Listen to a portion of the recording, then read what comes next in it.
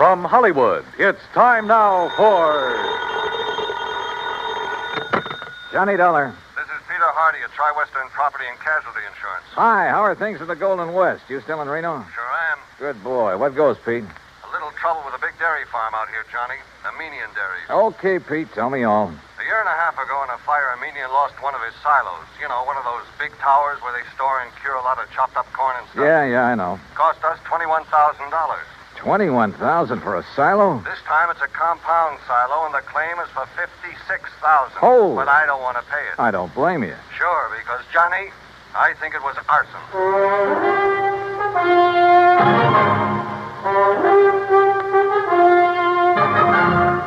Bob Bailey in the exciting adventures of the man with the action-packed expense account. America's fabulous freelance insurance investigator. Yours truly, Johnny Dollar. And now, Act One of yours truly, Johnny Dollar.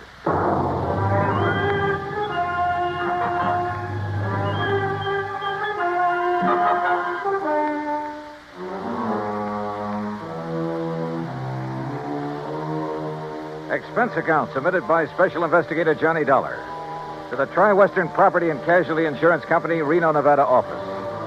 Following is an account of expenses incurred during my investigation of the Doubtful dairy matter.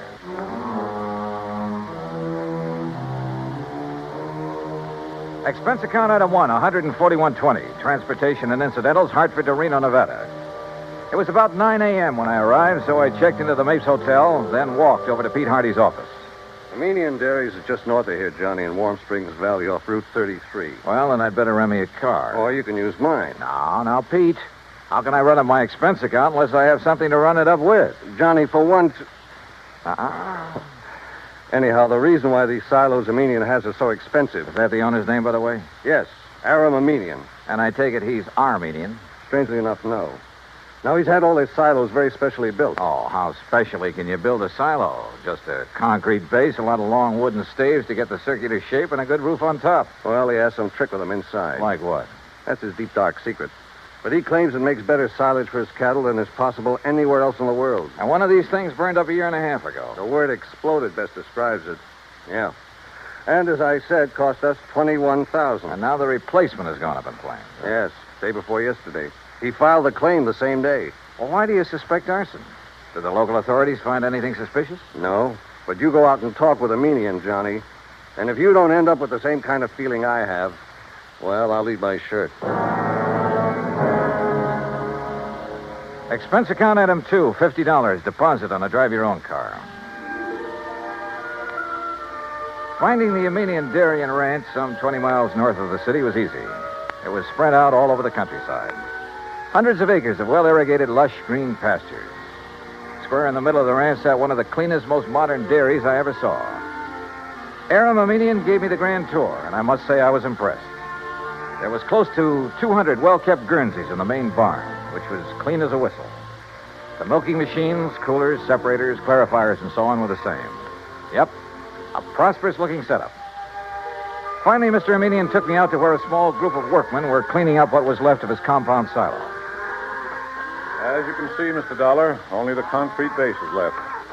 That must have been a pretty big silo, Mr. Armenian. Yes, the largest and most efficient in the entire West. Still, $56,000. Oh, the size had nothing to do with that. It was the inner construction, known only to Barnwell, the man who built it for me, and to myself, of course. Well, what was so special about it? Principally a method of venting. Venting? Yes, it increases the phosphorus and lactic acid content. Well, I thought the point in the silo was to keep it pretty well sealed up. Venting within, Mr. Dollar. But that's all I'll tell you about it. It cost me $56,000 to have Barnwell build it. And I wish the company to pay my claim as quickly as possible, because I'm starting construction on a new one immediately. Of the same type? Oh, the vastly improved type. Oh, then it was to your advantage to lose the old one. Just what do you mean by that? Your loss came at just the right time, didn't it? Now, just a minute, Dollar. With the insurance money, you can build a new and better one. And when it gets out of date, I suppose you'll have another fire. Oh, I see. You think perhaps these last two were deliberately set? Were they? Ridiculous. Is it? But if they were... Yeah? If they were, I certainly wouldn't know it. Oh, come on now. After what you've just said. And what's more, Mr. Dollar, I'm sure you'll never be able to prove it.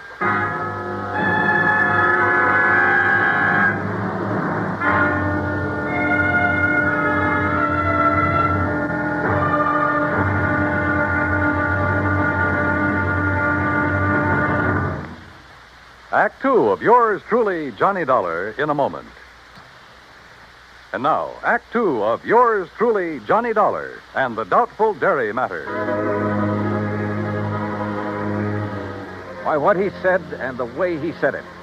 Aram Aminian was practically challenging me to find out how arson was involved in the destruction of his $56,000 secretly constructed compound silo. Expense account item 3 phone call from a gas station on Highway 33 to Reno Police Headquarters.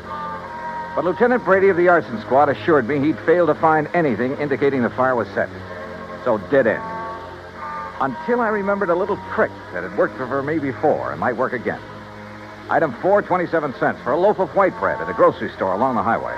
Then I drove back to the Aminian Ranch.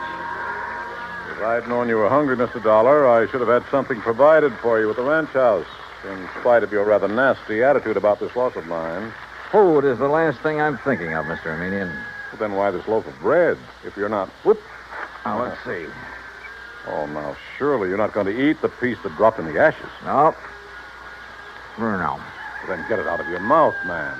No. Mm-hmm. Whatever in the world are you doing, Mr. Dollar? Yeah, I knew it. You knew what? A sure test for kerosene, Mr. Aminian. What? Yeah, fresh bread dropped in the ashes of a fire even days after the fire is out. I don't understand. I can still taste the kerosene. And, mister, it makes things look pretty bad for you. Me? Oh, good heavens, man, you can't... Dollar, I resent this completely unfounded accusation. Go right ahead and resent. Or better still, let me get hold of a stenographer and you can dictate a confession. Get out of here. Want to do it the hard way, huh? Get off this ranch, Dollar. Now leave. Immediately. Sure. And I warn you, don't come back. Because if you do... Better be careful, Mr. Aminian. The kind of a threat you're about to make wouldn't sound very good in court. Get out. Get out. Out on the highway, I stopped at the mobile gas station again and made another phone call. Item 5, another 20 cents. It was to my old friend Herb Carlbert, cashier of Reno's Farm Trade National Bank. It was past closing time, but he promised to leave a door open for me. So I grabbed a sandwich and a Coke along the way. That's item 6, 80 cents, including tip. Then at the bank, Herb led me back to his private office. Well, sit down, Johnny. Tell me all about yourself. Yeah, later, Herb. We'll go out on the town and talk our heads off. Right now, I need some information. I hope you can tell me where to get it. Oh? Information about what? The Aminian Dairy, or better still, Aminian himself. You know him? Oh, I certainly do. We're his bank. His happens to be one of the best accounts we have, especially in our investment department. You mean it's big? Plenty big. Like how much? Well, now, Johnny, I'll tell you this. If I had a quarter of his net worth, I'd have retired long ago. No big outstanding debts on his place? Anything like that? Not a penny. Aram's financial condition is as... Now, wait a minute. Yeah? That fire and explosion of his compound silo? Yeah, that's right. Herb, I've found evidence indicating arson. Well, certainly aren't accusing him. Who else? Oh, no, you're wrong. Oh, now look, Herb, he filed that claim so fast. It's the most natural thing in the world for him. It's the way he does everything, like paying his bills immediately on receipt. He works that way. You expect everybody else to. Well, he gave me the impression he wanted to collect quickly in order to have money for rebuilding. Of course. Rather than cash in some of his blue chip investments. Herb, somebody fired that silo. Well, it certainly wouldn't be Aram. You sound like you're in cahoots with him. What about his employees? From my impression of the man, They love him like a father. Every one of them.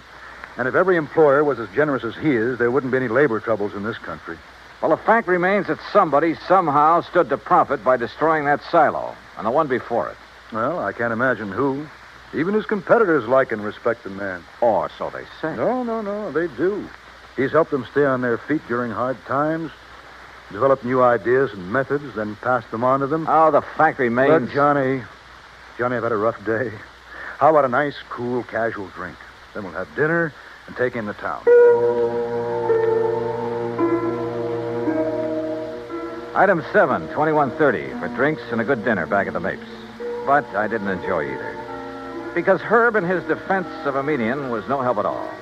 Except perhaps for giving me a list of all the people he could think of who did business with him. I decided to check them all first thing in the morning. Finally, about midnight, having lost our share at a couple of nearby gambling clubs, we parted. Herb drove away to his home on the outskirts of town. I went back to the mix. Take Mr. and Mrs. Kenworthy to room 314, boys. Yes, sir. What's your... Oh, Mr. Dollar. Just my key, please. Certainly, sir. Here you are, sir. And I hope you enjoy a pleasant night's rest. Thanks. Oh, by the way, there was a gentleman here looking for you early this evening. Hung around quite a while. Said he'd be back. Well, who was he? He didn't give his name, sir, nor did he wish to leave a message. Mr. Armenian? Mr. Armenian the dairyman? Oh, no, sir. I'm quite sure. Okay, thanks. Yes, sir. Good night. Good night, sir. Oh, Mr. Dollar. Yeah? There he is. There. Huh? Going out the door, the dark brown coat. You're sure? Yes, sir. The same man. I wonder. Yeah, so do I. But if he knows you, sir, and saw you, sir... By the time I got out the front door, the man in the brown coat was halfway down the block and walking fast. Faster and faster, as a matter of fact, as I gained on him. He turned the corner, and by this time, both of us were running. Hey! Hey! Were you looking for me? By the end of 3 or 4 blocks, it was a real foot race. Then suddenly he turned into an alley, and like a darn fool, I plunged into the darkness of it after him.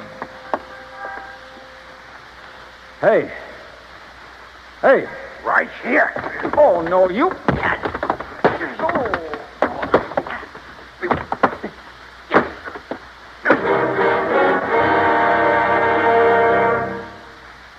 Act 3 of yours truly, Johnny Dollar, in a moment. And now, Act 3 of yours truly, Johnny Dollar, and the Doubtful Dairy Matters.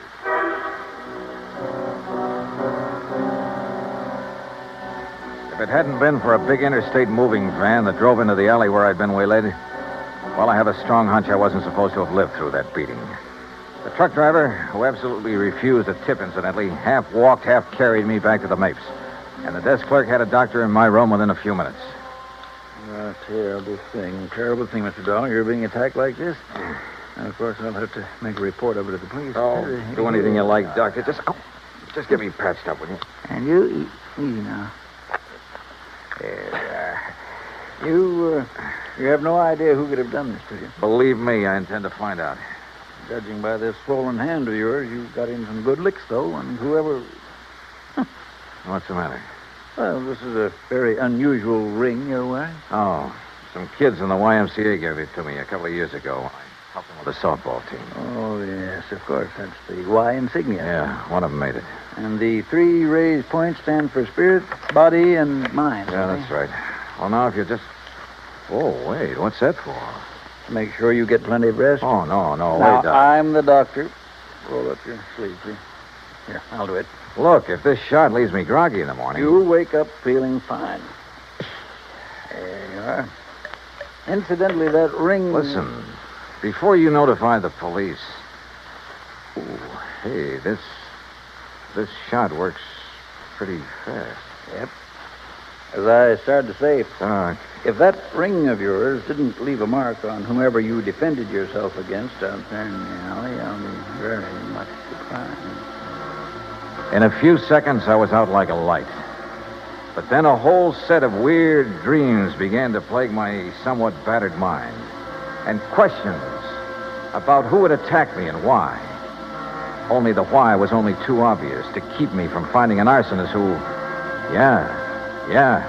who probably bore the mark of my ring on his kisser.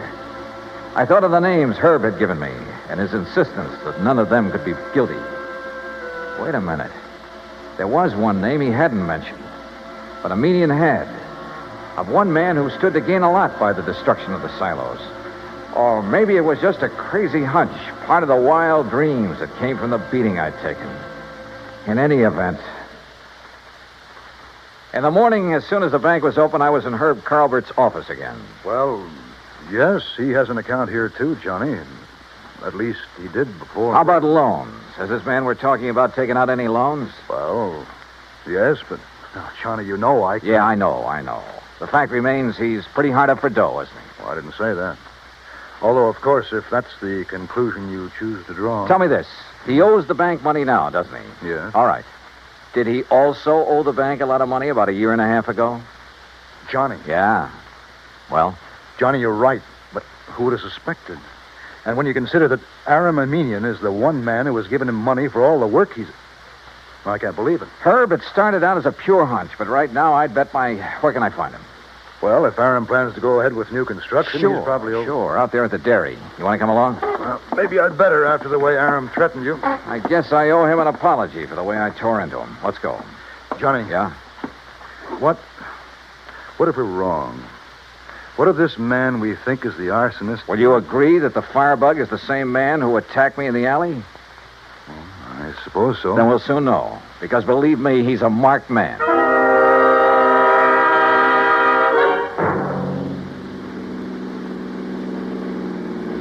We made the Aminian dairy in 30 minutes flat, and we're told at the gate that Aram Aminian was in the pasteurizing plant.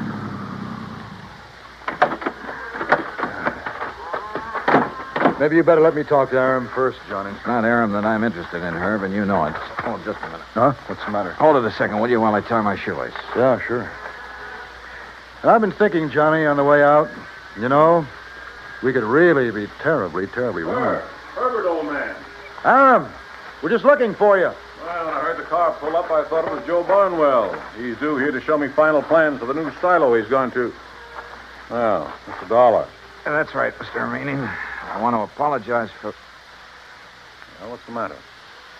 that dressing on your cheek. What about it? Just what is that little bandage hiding? Johnny. Well, Aminian? As a matter of fact, I cut myself shaving this morning. Well, I'm sorry, mister, but that bandage is going to have to come off. Look, Johnny. Now, just a minute, Dollar. Ah, here you are, Aram. Here's the final blueprint for it. Why, what's wrong, Joe? Oh, gentlemen, this is Mr. Joseph Barnwell, Herb Carlbert, We know each other. and Mr. Johnny Dollar. Yeah. I think we know each other, too, Barnwell. Oh, do we? Joe, did you have an accident of some sort? Your face. What's going to happen to him now won't be any accident, Mr. Aminian. And I apologize for doubting that you cut yourself with a razor. What? I'm afraid I don't understand. But that bandage on your face doesn't hide any razor cut, does it, Barnwell? Well, I don't know what you're talking about. All right, then let's rip it off. You certainly won't. Good heavens, Johnny. Yeah, look. The mark from the ring on my hand where I struck him last night. Okay, Barnwell. Now stop. Don't touch me. Start talking. Tell Aminian how you burned up his fancy, expensive silo so you could build another one. How you burned the other one up. Talk. I swear I... Talk. Talk. Talk.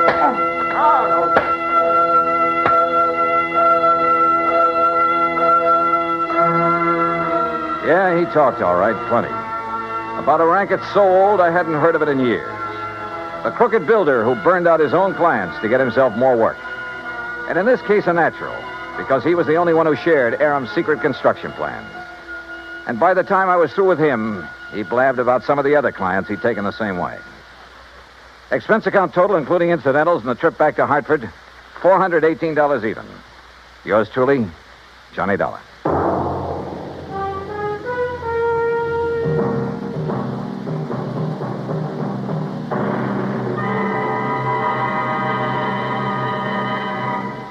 Our star, Bob Bailey, will return in just a moment to give you a hint about what's in store for you on next week's program. And now, here's our star to tell you about next week's intriguing story on yours truly, Johnny Dollar. Next week, well, I get into cattle country again. And a Hereford steer solves the case for me. So join us, won't you? Yours truly, Johnny Dollar.